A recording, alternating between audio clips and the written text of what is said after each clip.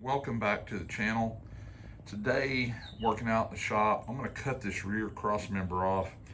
As I've mentioned in the previous videos, the tub had its rear panel cut out by a previous owner, and they had welded the floor to this rear cross member, and it's welded pretty good. There's a lot of weld across there, and I just don't want to mess with trying to cut through all that and possibly weaken this cross member even more. It's slightly deflected. It looks like it's maybe been backed into something at some point. But what I'm going to do is I've got an old piece of 2x3 tubing that was the original tongue to my previous trailer build. I kept it, and I'm just going to cut it down to size. It should fit inside the C-channel, the side rails of the frame. So that's the plan today. I'm going to at least get this cut out, get it ground down, and the tube sized to go back in.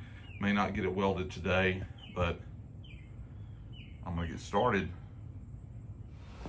This is what I plan on using.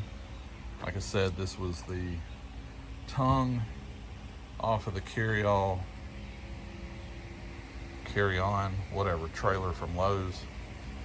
This was the end that had the tongue, and then the tilt feature was back here, obviously painted red because that's how I did the last trailer.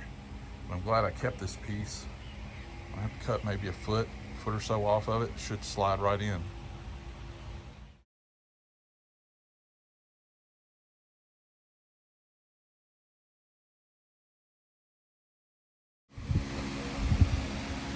Okay, so I got it cut out.